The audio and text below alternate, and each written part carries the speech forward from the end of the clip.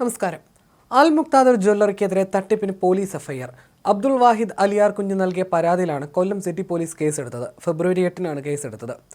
BNSലെ 316(5), 318(4) വകുപ്പുകൾ പ്രകാരമാണ് FIR.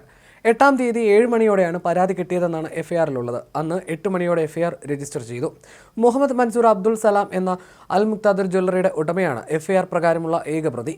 Al മുക്താദർ gold and diamond ജ്വല്ലറിയുടെ ചെയർമാനായ പ്രതിക്ക് ആവലാതിക്കാരനെ ചതിച്ച് വഞ്ചിച്ച് പണം കൈക്കലാക്കി അന്യായ ലാഭവും ആവലാതിക്കാരന് അന്യായ നഷ്ടവും ഉണ്ടാക്കണമെന്ന ഉദ്ദേശത്തോടെ പ്രവർത്തിച്ചു എന്നാണ് എഫ്ഐആറിലെ കുറ്റാരോപണം.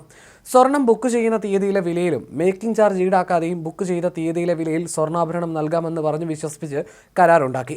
ഇതുപ്രകാരം 2024 ഏപ്രിലിൽ അൽ മുക്താദിർ എന്ന സ്ഥാപനത്തിൽ വെച്ച് അന്നത്തെ സ്വർണ്ണ നിരക്കായ ഗ്രാമിന് 6335 രൂപ നിരക്കിൽ 473.65 ഗ്രാം സ്വർണത്തിനായി 30 ലക്ഷം രൂപ ബാങ്ക് അക്കൗണ്ടിലേക്ക് ട്രാൻസ്ഫർ ചെയ്യിപ്പിച്ചു. ജൂൺ 3-ന് കൊല്ലത്തെ ഓഫീസിൽ വെച്ച് സ്ഥാപന നടത്തിപ്പുകാരനായ പ്രതിയുടെ നിർദ്ദേശപ്രകാരം ബാക്കി തുകയും നൽകി. നാളിതുവരെ 1,18,00,000 രൂപ തിരിച്ചു നൽകിയില്ലെന്നാണ് കേസ്.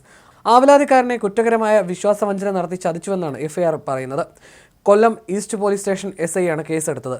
ചുരുങ്ങിയ കാലം കൊണ്ട് അതിവേഗം വളർന്ന ജ്വല്ലറിയാണ് അൽ മുക്താദർ. 0% പണിക്കൂലി എന്ന വാഗ്ദാനവും മാധ്യമങ്ങളിൽ വലിയ പരസ്യവും നൽകിയാണ് ഈ ജ്വല്ലറി കേരളത്തിൽ വിപണി പിടിച്ചത്. വലിയ തോതിൽ പണം നിക്ഷേപമായി സ്വീകരിച്ചുകൊണ്ടാണ് ജ്വല്ലറിയുടെ പ്രവർത്തനം.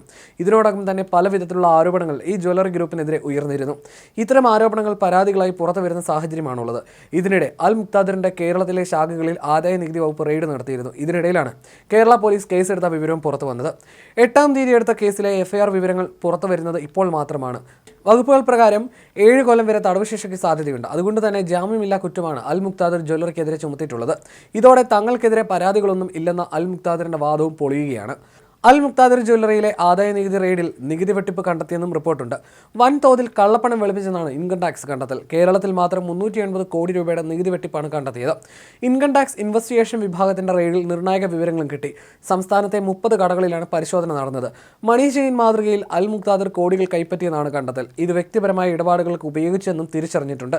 വിദേശത്തേക്ക് 50 കോടി കടത്തി. ദുബായിൽ നിരവധി നിക്ഷേപങ്ങൾ നടത്തി. ഇതൊന്നും ആദായ നികുതി റിട്ടേണിൽ രേഖപ്പെടുത്തിയിട്ടില്ല. പഴയ സ്വർണം വാങ്ങിയതിന്റെ മറവിലായിരുന്നു തട്ടിപ്പുകൾ നടന്നത്. മുംബൈയിലെ ഗോൾഡ് പർച്ചേസ് സ്ഥാപനമായ യൂണിക് ചെയിൻസ് എന്ന സ്ഥാപനത്തിലും പരിശോധന നടന്നിരുന്നു. അൽ മുക്താദറുമായി നടത്തിയ സ്വർണ്ണ കച്ചവടത്തിൽ 400 കോടിയുടെ തിരിമറി കണ്ടെത്തിയെന്ന് മുൻനിര മാധ്യമങ്ങളടക്കം വാർത്തയും നൽകി. ഇൻകം ടാക്സ് ഇൻവെസ്റ്റിഗേഷൻ തിരുവനന്തപുരം യൂണിറ്റാണ് അന്വേഷണം നടത്തിയത്. ഇതിനൊപ്പം പോലീസ് കേസ് കൂടിയാകുമ്പോൾ അൽ മുക്താദറിന് കുരുക്ക് കൂടുതൽ മുറുകും. അൽ മുക്താദർ ഗ്രൂപ്പ് 2000 കോടിയിലധികം രൂപ തട്ടിയെടുത്ത് മുങ്ങുമെന്നാണ് ഉയർന്ന ആരോപണം. All Kerala gold and silver merchants അസോസിയേഷനും ഗ്രൂപ്പിന്റെ തട്ടിപ്പിനെക്കുറിച്ച് ഉപഭോക്താക്കൾക്ക് മുന്നറിയിപ്പ് നൽകിയിരുന്നു. തുടർന്ന് ഇതുമായി ബന്ധപ്പെട്ട സാമൂഹ്യ മാധ്യമങ്ങളിലൂടെയും അടക്കം നിരവധി ആരോപണങ്ങൾ ഉയർന്നു വരികയും ചെയ്തു.